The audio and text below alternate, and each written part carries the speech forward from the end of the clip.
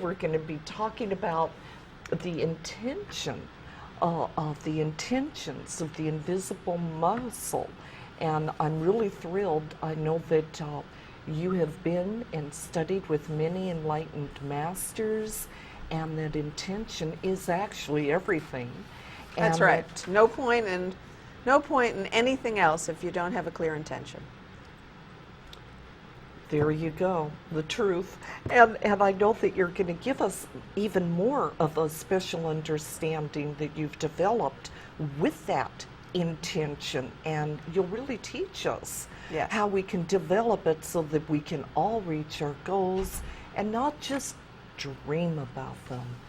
Oh, that's why I'm so excited to get going on this show tonight. How thrilling. Everybody's dreams Yes. can come true. Within 1 hour. Let's get it going, right? Well, here we go. Let's explore why we're actually calling intention an invisible muscle. You know, the reason I call it that is if you see yourself lifting weights, obviously you see your arm up and down and up and down, you see the weight moving. But you had an intention to pick up the weight, you had an intention to lift the weight, right? Yes.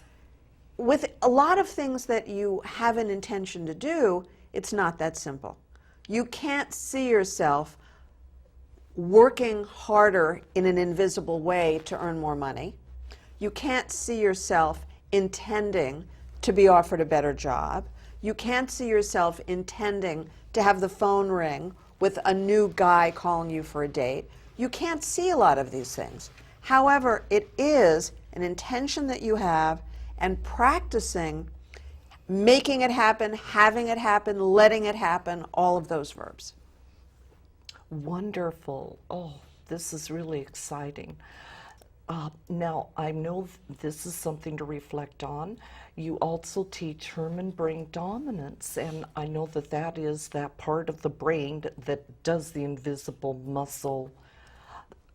Well, what part of the brain does that live in, actually? It's the left brain, because with the upper left brain, you get clarity about exactly what your goal is. So earning $1 million a year, earning $100,000 a year, earning $10,000 a year, it doesn't matter what the number is. However, as with lifting weights, the more successful you are at having built up that muscle, the bigger the number would be. So if I can lift 5 pounds, or if someone else can lift 50 pounds, there's a difference between the kind of real muscle that they have, right? Absolutely. And also possibly a difference in how much practice. I remember my former husband coming back and I was working out with my trainer, and he was bragging that he had just pressed 600 pounds with his legs in the gym, which, frankly was scary to me, but he was really thrilled. And in the meantime, I'm lifting 10-pound weights. I was like, this was not a good match. There's a problem there. But you need to be able to understand it's a muscle. The more you use this power of intention, the more you practice it, the more you develop it, the bigger your results will be. Thank you. That is so encouraging. Yeah, anybody can develop it. Absolutely. There we go. Don't feel hopeless. Go forward. Yeah, you bet. Thank you. Well, so then what kind of goals can really be realized when we master this? Any and every goal that you want. I call it the invisible muscle playing the invisible game of chess. Because life really is, if you want to call it, Scrabble or some other Monopoly, that's fine too. But the reason I use chess is that, chess is a game that requires more, higher functioning brain and more consciousness and more awareness and more skills. So you have to be aware of so many different things simultaneously if you're going to master any kind of game that's not just a game of chance.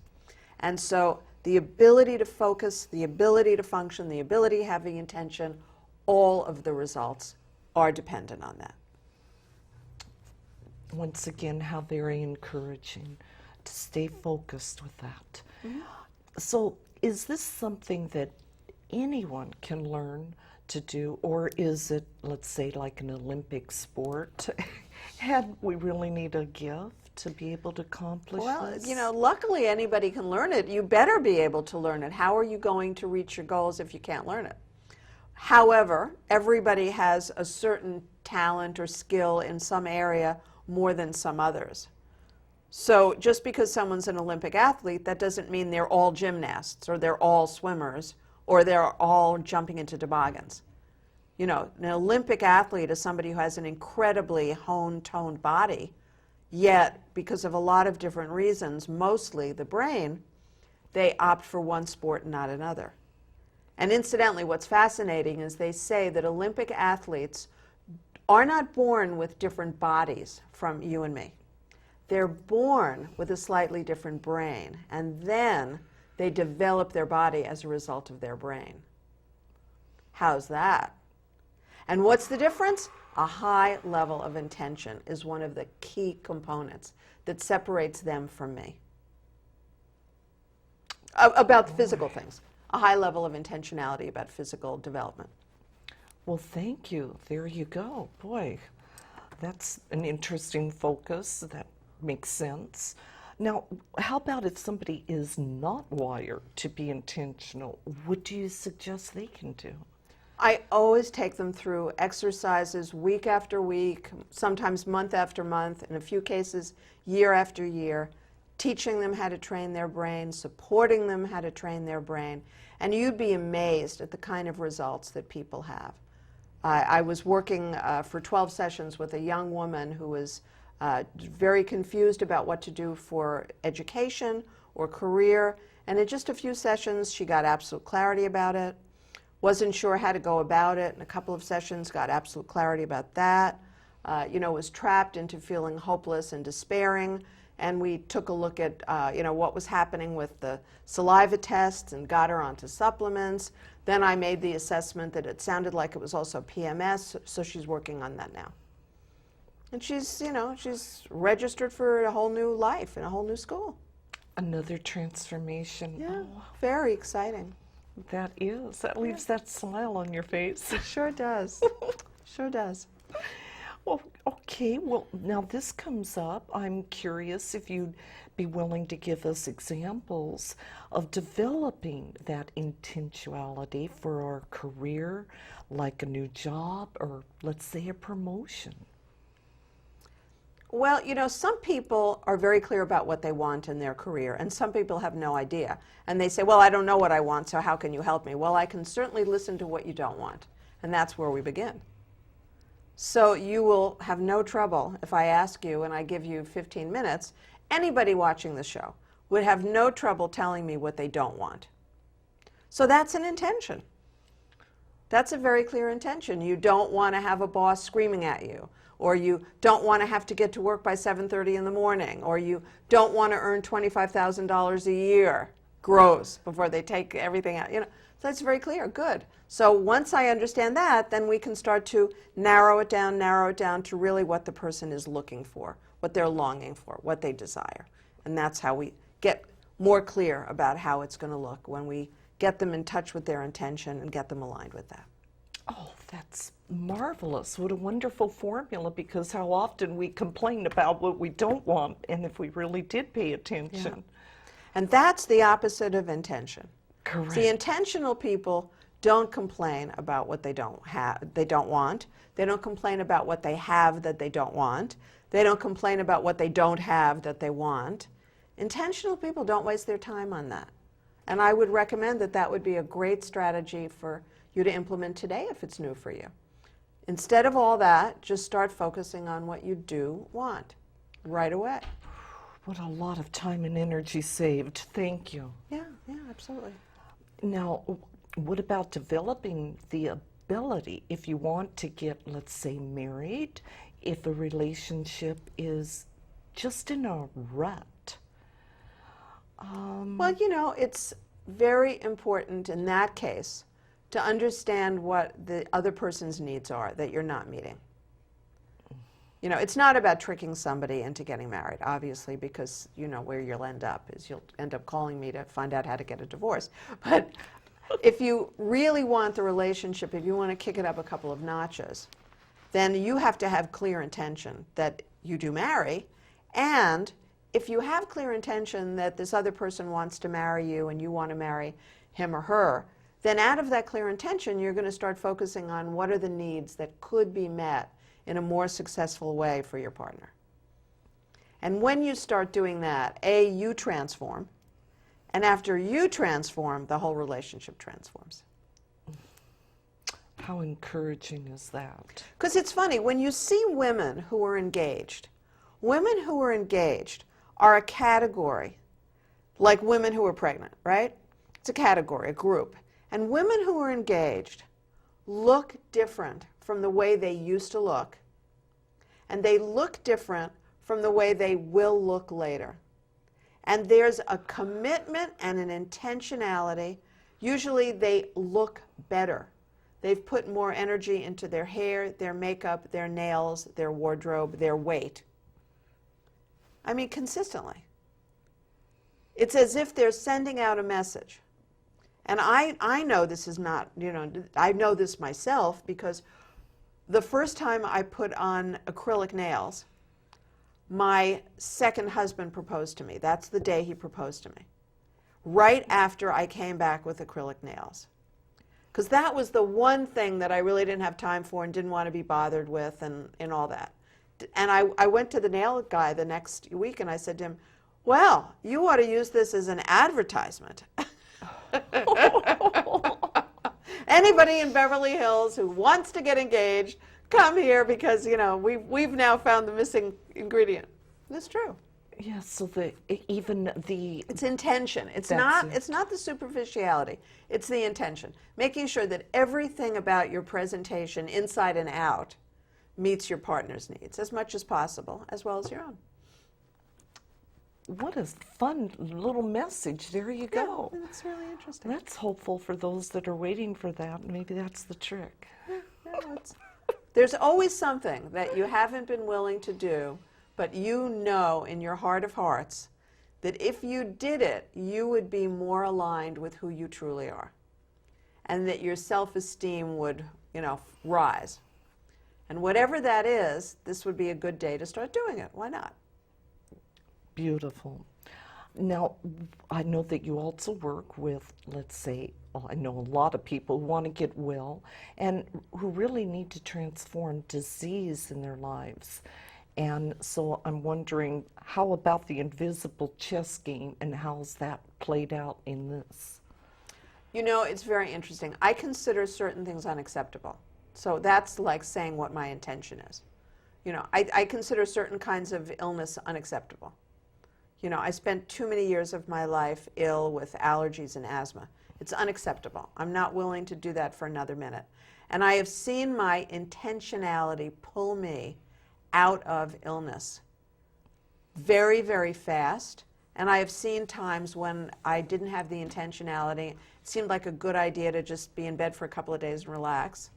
And I was sick for a couple of days, but enjoying myself, watching TV and reading, So it's a question of intentionality, as it is with anything. And I find it's interesting, some of the, the new cures that exist versus the old things. I am shocked at how many people are willing to undergo some of the old cures like radiation and chemotherapy. I'm shocked that people are willing to go through it. I'm not telling you what to do or not do. I'm just saying, for me, when I learn about the alternatives that exist and I send so many clients to different doctors and different kinds of holistic healers who've had great results, and of course Howard Wills is my number one choice. But when I hear what people have gone through and what they're still willing to go through, it stuns me, but I know that's because they don't have the outside-the-box brain. They don't have the outside-the-box thinking. And they are very connected and trusting. They connect with their doctors. They trust their doctors. And I just had very unpleasant words with my best friend's husband about this last week, who I love. I mean, I love this guy. And of course, my best friend is, I love her, like crazy. And the husband said, well, my wife's doctor is a genius. I said, my opinion of a doctor who's a genius is a doctor whose patient is in remission. I don't, and my father was a very well-known surgeon, you know. So I don't consider a doctor or anybody else a genius unless they've accomplished something remarkable. And he was very upset by this. I said, I'm only interested in remission. I'm not interested in anything else. I am only in my upper left brain intentional, envisioning the results that by January 15, 2012, she's in remission, period. Now, that's because I have that brain. I have developed that. I wasn't born with that, but I've developed that. And I'm telling you, I recommend it. Absolutely. And that's what keeps you healthy and Alive. young and beautiful and energetic and passionate Yay! about life itself and all your clients. Thank There you go, by you, dear. example. Thank you. Well, now, this is an all-important question, and this is how I know you keep attracting money and the way you teach your clients to do so. Key question, the money question. How do we attract that? Well, you have to get out of your own way for sure about anything. How do you attract, anything? So if it's coming, you know it's coming, but the flow isn't enough. So that means you just have to notice the behaviors and the thinking that aren't working and basically transform those 180 degrees, right? So that's step number one. Notice what you're doing that works. Notice what you're doing that doesn't work. Very simple. I say to people, well, you saw that worked, right? Yeah. Well, you saw what happened yesterday. You were thrilled by those results, right? Yeah. So do that. And well, Susan, if it were that simple, listen, we're not talking about whether it's simple or not. I'm saying do 100% of what works. Do 0% of what does not work. So with money, have a clear intention and a dollar amount and a day, month, year by which time you receive that. That's goal reaching. That's the first step. So if I'm saying, I receive $10 million by November 15th, 2011, right? I received $10 million by November 15th, 2011. Why not? There's a lottery. Why not, right? It's possible. If you have a lottery ticket, you too could win, right? Absolutely. Or you may say, I received $10,000 by November 15th, 2011. Also, you own a business, people can give you money, whatever, right? Yes. So you have to have a clear intention. But what if you then say, oh, that will never happen? Oh, it might happen for you, but it couldn't possibly happen. So if that's where you go, if you go into that sad and hopeless place, you know that doesn't work. I don't have to tell you that. You know that. So then you have to manage your mind, manage that egoic mind, practice the 4 questions of inquiry and the turnaround, and create a story that is more powerful, that, that I can receive it by 2012 because I'm doing all this work on myself. Maybe that's a story that you believe, or maybe once I start taking my organic supplements and I find that I have more serotonin and dopamine, then I will feel more positive about life and people will be more interested in working with me. Some story like that, right? As long as you're in the process, as long as you're building the flow, instead of this other thing where you're just taking a straw and you're just crimping it and you're never going to taste any of the milkshake that way. Oh boy, I need to taste my milkshakes. Thank you. Gosh, how long has it been since I've had a milkshake? My goodness. Well, A for me, coffee malt. That's what I want right this minute. Okay. chocolate last night. Well, okay, so focusing on this, what is the most crucial ingredient that you teach to your clients that can attract what they most desire, no matter what it is? Like let's say the master key to everything. It really is self-esteem. The real tragedy of children who don't have at least one parent who loves them unconditionally and expresses it and supports them and encourages them. The tragedy of that is that we end up without self-esteem. And so we've got to reparent ourselves. And of course, that's part of what I teach. If that's the issue, that's part of what I teach. And I've worked with so many young people who just don't have that. And so they come to believe all sorts of stories about themselves, that they're not attractive, they're not intelligent, they're not nice, they have no hope.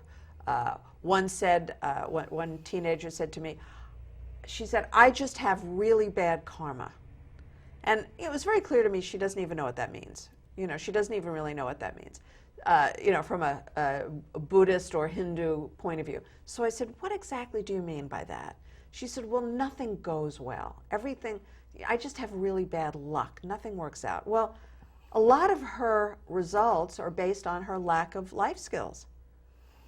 She has big, gaping holes where life skills need to be added. And so it isn't a question of past lives or doing bad things in another time zone or a time frame. It may be that too. It's just that when you don't have all the life skills you need, it's unlikely that you're going to get all the results you need. And that's why you are on this show constantly, consistently, with the focus. Ad nauseum, we might say. We hope you don't say that. Okay. Thank you. Thank you. Now, so moving forward, I'm curious, what is the biggest fear that people have when they set an intention? And when I reflect on the word fear, I know what comes up, false evidence that appears real, and I know you can talk about this all night. Couldn't we though? Couldn't we though? False evidence that appears real. Again, if the young woman doesn't have the life skills to set goals, if she doesn't have the life skills to motivate and inspire other people, if she doesn't have the life skills to bring herself back to peace when she feels frightened, angry, and sad, if she doesn't have the life skills to create teams of support for herself in different areas, if she doesn't have the life skills to take the organic supplements she needs or to even find out about them so that she can wake up in the morning feeling good and feel good all day long, etc., how could she possibly reach her goals? But the first step is still to set the goals. That's the first step. Because until you know what you're going for, how could you possibly figure out what you needed to do to get there? So it's crucial. You must start there. Please start there today. Now, if you want to, write out your goals, what you think your goals are by day, month, year.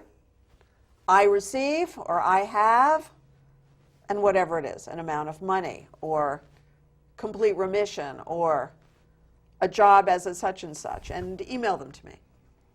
I'll take a look at them, and when 2 or more are focused on the same intention, the results are 6 times stronger, and that's another part of it. Oh boy, I love it. We can do this on such a small level, and there again, it can be so life-changing with some of your teachings and sharing with people, being able to really focus and be conscientious on a constant basis. Now, how about this one? This is a big question. How do emotions actually help or hinder us in our intentions and, let's say, mastering this invisible muscle? That's really key, because you guys know if you're feeling rotten, you know that the odds of you closing a sale, getting a job, et cetera, et cetera, et cetera, I don't even need to go down the list, are slim. They're slim to none, right? So if you don't feel happy, if you don't feel excited, your magnetism is shut down or turned off completely. And magnetism, of course, is what attracts opportunities and money and health and everything to you. So you've got to learn how to bring yourself back to peace. That's self-empathy. That's how to notice you're feeling frightened because you need financial security. And you're feeling worried because you need a steady income. And maybe you're feeling disappointed because you really need some encouragement. Or you're feeling really sad because your need for support isn't being met. And ultimately, if you practice self-empathy, you'll be able to bring yourself to peace. You'll feel great. And then you'll be able to motivate others to do all the things you're looking for. Oh, that's the beautiful, beautiful formula. Thank you, Susan. That's one I hope everyone can pay attention to for their generating their own inner peace and moving forward.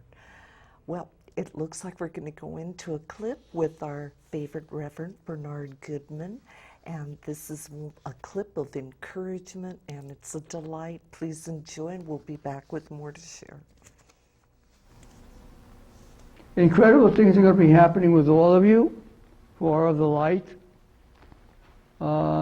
And 2012 is going to be a whole new beginning for the entire planet and for the entire universe, because the universe is going to be connected much more closely to planet Earth, and planet Earth will be connected much more closely to the universe, which means spaceships and ETs and planets and galaxies and all kinds of things that are known and unknown today will be known tomorrow, so to speak.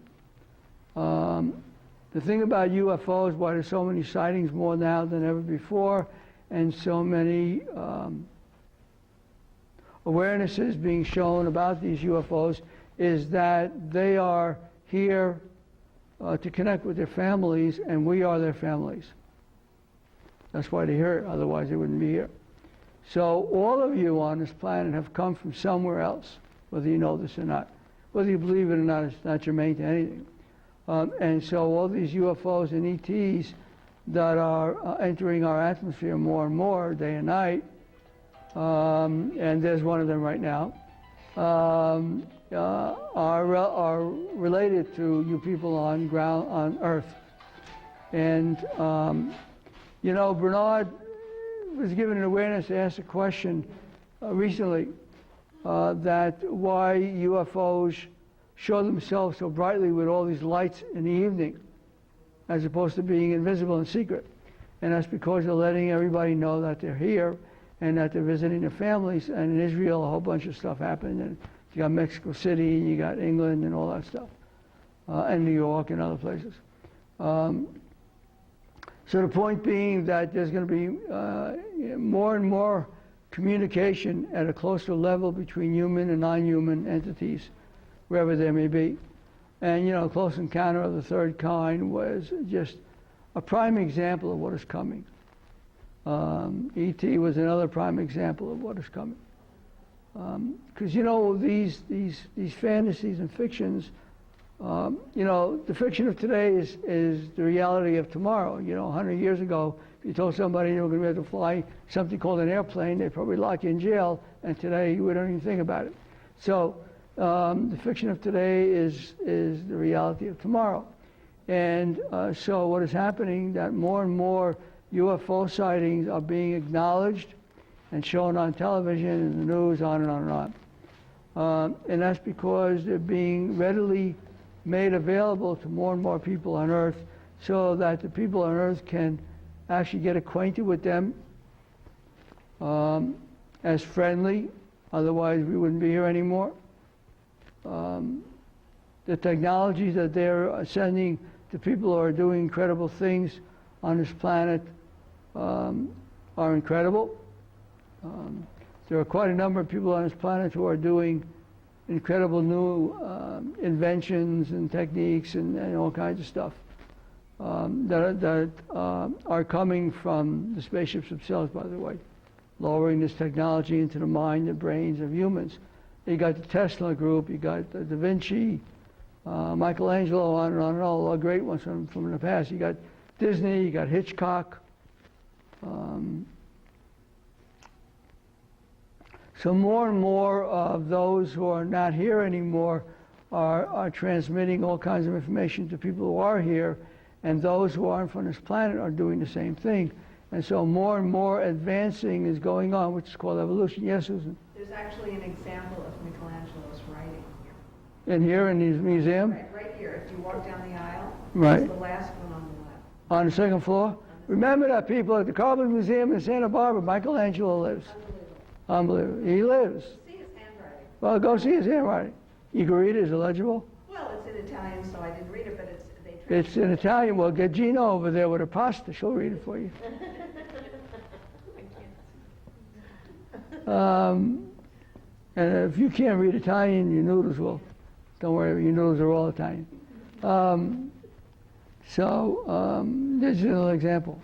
This is an incredible place. If you've never been here, Wherever you are watching this, I don't care if you're in Africa or something, you got to come and take a look at this museum. It is the most astounding, incredible place on this planet. Carpel's Museum in Santa Barbara. Look it up on the internet for those who have computers. And if you don't have computers, look it up anyway. Thank you, Bernard. That was wonderful. It was a delightful afternoon of speaking how our city here in Santa Barbara is a city of light and enlightenment, and we have so many wonderful people that can help to inspire us to realize what we all already know, just kind of a waking up's going on. And being a fifth generation Santa Barbaran, that delights me to no end. Well, now we're going to focus on what Susan has to offer us, and I'm thrilled to continue on with this. I wonder if you could teach us, so let's say the clients can focus. How do you go about that, where they can focus on their vision, on a goal, and actually really stick with it until that goal is reached? You know, we've all been hearing about vision boards for a long time. And I went through a phase where I was making, you know, a number of vision boards for people who were confused about what they wanted. You know, they were really confused. And what's fascinating about a vision board, you know, let's say you go to Michael's craft shop, right? And you look at all the different things and you buy what you like, you know? And alternatively, if you don't want to spend the money, you look through magazines, or you go online and you find photos that represent it and you print them out and cut them up. What's interesting about it is that there is the subconscious mind that never goes to sleep. There is the ability to harness your dreams, which is another thing that I teach. I teach conscious dreaming. So I have a client right now who we were working on this on Sunday, and she said she has a big presentation due on Friday and she has no time. And it was Sunday, and she had a presentation due on Friday. I said, well, really? What are you doing from 11 o'clock at night till 7 o'clock in the morning? She said, well, I'm sleeping, of course. I said, sleeping. What about conscious dreaming? Because your brain doesn't go to sleep. Oh, she was thrilled because she said she'd heard of it, but she forgot about it. So this is how I teach it. You write your goals, which is a whole other thing. We just discussed it. Day, month, by day, month, year, and whatever the specifics are.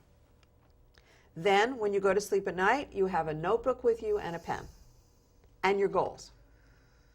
You read your goals before you turn off the light. As you turn off the light, you start to really envision them. You get excited about it. You're thrilled about it. If you're a visual person and you like images, do a vision board. It cannot hurt to have a vision board. Believe me, it makes it easier. As you sleep, little by little, you will get in the habit of doing this work in the other realms. When you're in delta, which is what the brain is doing during sleep, it's in delta. And it goes in and out of delta, as you know. You will be amazed at the ideas that will appear to you by the morning. You can set an intention that when you awaken, you understand what's next, or you have clarity about something, or you understand the phone calls you have to make, or whatever it is. You can set an intention for that as well before you go to sleep. And in the morning, all sorts of brilliant ideas appear. Because I do this all the time. I do this so often. And it is effortless because you're just lying there sleeping and your brain does all the work. Thank you so much for reminding all of Yes. us. It's almost like, well, I'll give you the answer, let me sleep on it. Yes, exactly. So true. Fascinating. So, okay, how about this? I know that you say we should never give up, but I'm wondering, at some point, is that really true? Yes, you cannot give up until 1 minute past midnight of the date you said you were reaching your goal by. So if you say that you're offered a new job for, let's say, $100,000 gross by November 1st, 2011, don't call me in October telling me why it's not working. Really. Right. So you could call me November 2nd and we could talk about it. Where was the confusion? Or we can talk about it until that date of how to get there, what new tools and skills you need, what kind of support you need, what kind of thinking you need. That all can be adjusted. The goal is the result of careful whole brain thinking. The goal needs to be left exactly as it is until 1 minute past the deadline. And you would be amazed at how many goals that I've set for myself occur, as Buckminster Fuller used to say, God always answers your prayers, always and only at the last possible moment. It's true.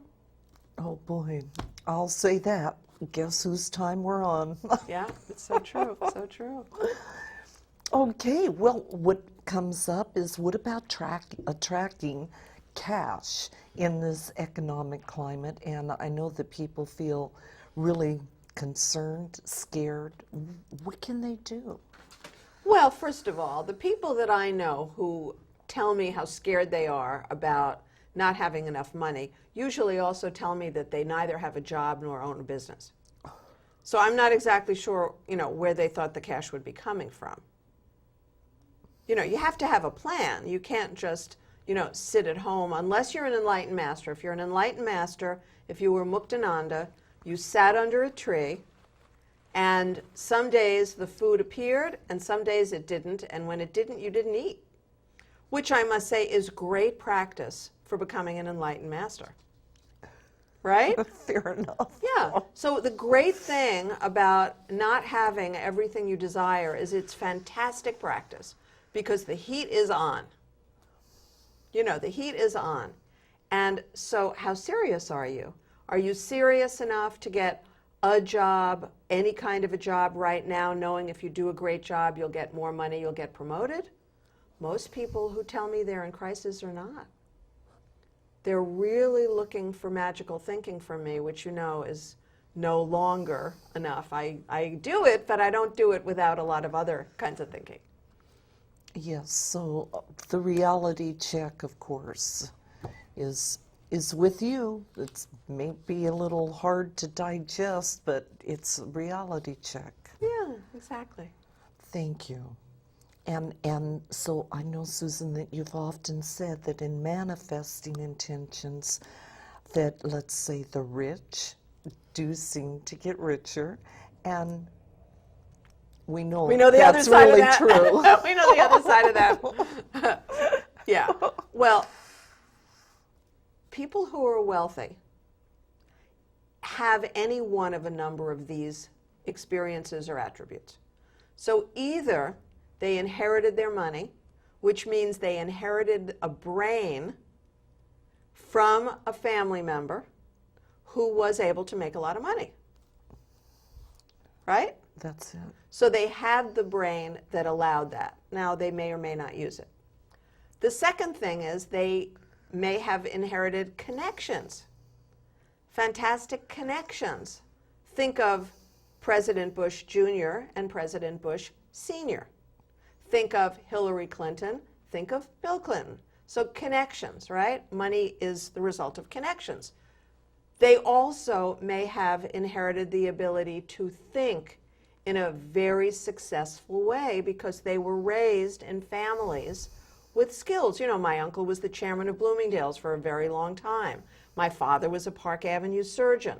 My mother was a very well-known interior designer. My aunt was the president of Martha Graham Dance Company. I was blessed. My grandmother was a founding member of a fantastic charity and the president of it for 25 years. So I was raised in the soup of, intelligent people doing interesting things successfully. So all of this contributes to people getting out of despair and disaster. But remember, my family didn't have large amounts of anything except aggravation and suffering in the 1890s when my father's parents came here, from Russia. And certainly when my mother's grandparents arrived here, my mother's grandparents, that's correct. they had nothing but trouble, so they had to start from scratch coming here from Austria. So if you're American, it hasn't always been 5 generations in one town, right? A lot of people didn't have that. But what is it that allows someone to still be in Santa Barbara, which is a huge thing? And what is it that may have allowed your family to get here from somewhere else? That's what you're looking for. What are the lessons? What are the attributes? What are the pluses in your family? Build on that. Every family has something. Boy, that's something else for everybody to explore. Absolutely. Well, you were very gifted, weren't you? Lucky. Yes. Good karma. But, you know, then I had all those other challenges. So, you know, as my mother used to say, every dog has its day. We're familiar with that Yeah, one. and she seems to be 100% right. Thanks, Mom, right? Well, okay, what kind of things get in the way of the flow of money and success to each one of us? Thinking.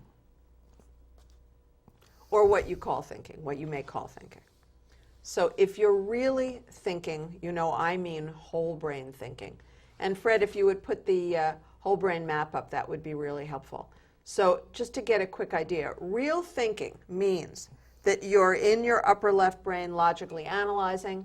It means that you've got the outside the box thinking of the upper right, that you're really experimenting in your head at least with things.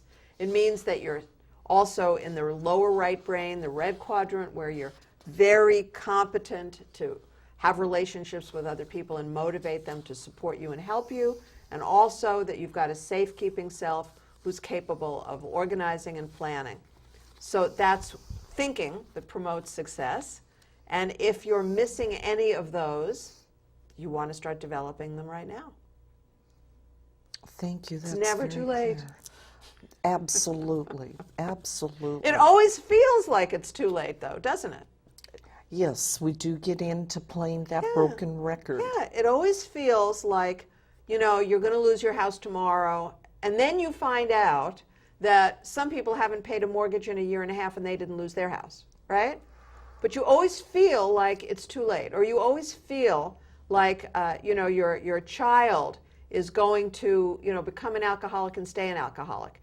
And then you hear about somebody whose child, like, you know, Arno's, who lived on the streets for 6 years, and Bowie is in great shape and doing fabulous things now. So it's really, when are you going to start? Start turning the boat around. Oh, very encouraging. Now, I'm curious, what is the biggest challenge to having the brain we need to practice with the invisible muscle of intention and to have that ability to really play the invisible game of chess that is our life? You don't have a choice, do you? I mean, really, you don't have a choice. There isn't anything else left to do. If you're in trouble, if you have a real problem in your life, obviously, please call me and I'm delighted to give you a free coaching session. But the basic point is, you have no choice but to solve that problem, do you? You don't want to go down for the count. So you got to solve the problem. And for many of us, that huge, seemingly insurmountable problem is really the only motivator that we need in order to learn something new. So I honestly believe that being a lifelong learner, as Gigi is and I am, is the only strategy that can possibly work. Thank you, Susan. Once again, another truism. Well, now moving forward, how would you please give us some steps to master this? And I know that the number one is self-esteem, number two, the positive expectation, and belief. Well, what else is there? You, of course, have to set your goal first. So each goal fits into a different area of life. So if it's a financial goal, obviously you have to have self-esteem to believe you can be wealthy. And you have to have enough skills. It's not just magical thinking. You have to have enough skills that would allow you to earn that money or make that money or receive that money or even win that money. I mean, there are skills involved in all of that. And then, for sure, you have to be consistent. There's that wonderful Sanskrit word, sankalpa. It's such a great word because it means that when a Hindu priest starts a ceremony, that he takes a sankalpa, which means that he is not going to stop the ceremony until it's complete. It's like no matter what. The show must go on, if you will. So he's going to stick with it no matter what. And you must have enough respect for yourself and have enough respect for your goals and have enough longing and desire for your goals to stick with them until you get there. You know, as the saying goes, or die trying. Absolutely. And we've come close to that. And here we are, yay. And there's that wonderful quote from Goethe, you know, whatever you dream of doing, begin it. You know, and I don't know the words exactly anymore, I've forgotten the quote, but, you know, whatever you dream of doing, begin it, because, you know, just that action, there's power in it, there's magic in it. And that was the that was the quote that was used by one of the Himalayan expeditions, you know, where they were going up any one of those incredible, huge mountains that look impossible to climb, and that was their motto. That's what they reminded themselves. Just begin. You may not get to the top of Everest, but just begin. Get to the base camp. That's all you can do today, maybe. I love that. That's very encouraging. Thank you. Now, I'm curious, is the secret to mastering our goals, if that's really intention, what is the number one thing that stops people from having that ability? It's still fear, you know, it's still an emotional state. People who are not happy, who don't feel hopeful and happy most of the time, have a lot of trouble in reaching goals. You know, they really do. And, you know, you and I have known many people like that. And thank God you and I are not like that. You know, by the grace of God, you and I are not like that. And if that's your challenge, you've got to consider the benefit of having a saliva test, finding out what's going on with your adrenocortisol, serotonin, dopamine, the feel-good neurotransmitters, the brain chemistry components that make you feel energized and happy. You've got to be able to get that going, because otherwise just the effort required to think about a goal is often too much for somebody to do. They just don't feel that they have the energy, and then they'll just diagnose themselves as depressed. Then they'll self-medicate themselves with drugs and alcohol and food and shopping and sex and gambling and God knows what. And then they'll say, oh, Susan, you see, I just am very unlucky. And it was never that. It was that they didn't have a sense of joy and hopefulness that allowed them to move towards a goal every single day. You'll get more results if you take one action every day towards a goal, every single day for the rest of your life, than if you do it from time to time, even if time to time means 12 hours and then nothing. You're better off if you just do one thing every day. Great advice. I love that. Yes, there you go. Baby steps, however people need to I wrote a turn that. 340-page book, more pages than I needed or wanted, but I wrote a 340-page book by writing a few pages every day. Oh, perfect. And you can too. You know, anybody can. That's the perfect example once again. Oh my. Now, okay, I know we're getting close to wrapping this show up, but are there some affirmations that work for us to build the ability to develop the intentional muscle? And I know one I'd like to share is, no one is going to steal my joy today. That's really an energy boost right there. That's wonderful. That's wonderful. Well, you know, depending on how your brain is wired, you might enjoy, if he's successful, I can be successful. Haven't you ever gone to a cocktail party or a dinner party and you meet somebody and this person is amazingly successful and you're thinking, huh? Really? So if you feel really rotten and confused and scared, just remember that guy. You know, if Bob is that successful, I can be successful. If Jane is that successful, I can be successful. Obviously, the difference is that Bob and Jane really want it. They want it so much more than I ever did. So you know what? I want it now. And of course, another thing is identifying somebody that you know who's very successful, have that person mentor you. And then, you know, Laura is teaching me how to be as successful as she is.